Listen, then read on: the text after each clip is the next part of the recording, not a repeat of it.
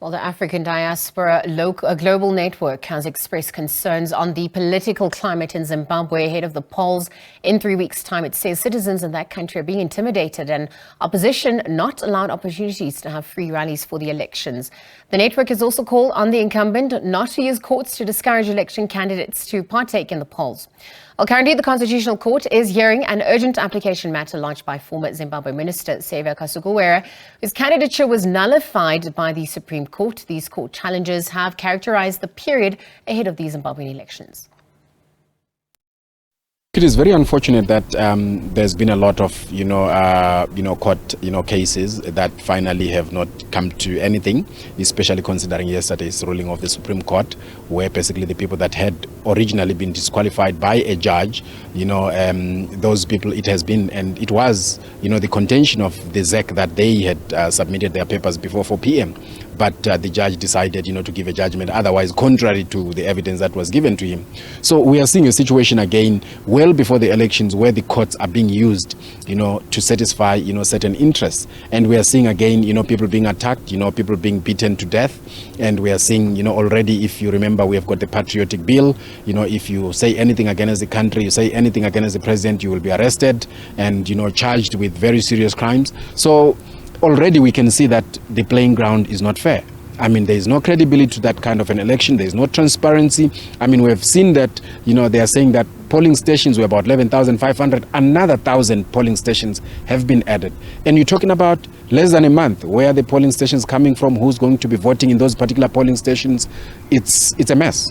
The Electoral Commission's timetable may be affected, but I think, again, if you look at Section 158 of the Zimbabwean Code, the one that requires that the elections must be called 30 days, before the term of office of the current parliament, is actually over, that has been done. So these particular, delays are going to be dealt with, I think, in terms of the Electoral Act, where basically it requires that, ballots must be printed a certain number of days before, elections take place, especially, those that are going to do, postal votes and all that. But even if it were to be changed, which I don't think that it might actually happen, but if it does happen, it might actually be playing into the hands of the people that are crafting this whole thing. Because at the end of the day, you might have a situation where both parties that are the major players in this election might even use that. Should the elections continue, on the 23rd, any of the parties might come up and say, we want to use the court, but this election did not comply with certain regulations, because you can see that now we are playing a mind game, from what is happening. So the Electoral, Commission might have especially need to go on an urgent basis, to the Constitutional Court to get, a declaration that says they may continue with the elections because of the delays that were not, foreseeable, that they're not, planned for. So there is a possibility that, the elections may be moved. There is a lot of excitement. I mean, remember the EFF has made a provision of 500 buses, for people to go there and working with a lot of other Zimbabweans. So there is a lot of, encouragement on the ground for people to actually book and go, and people have shown a lot of interest. But the problem is people are starting to get attacked.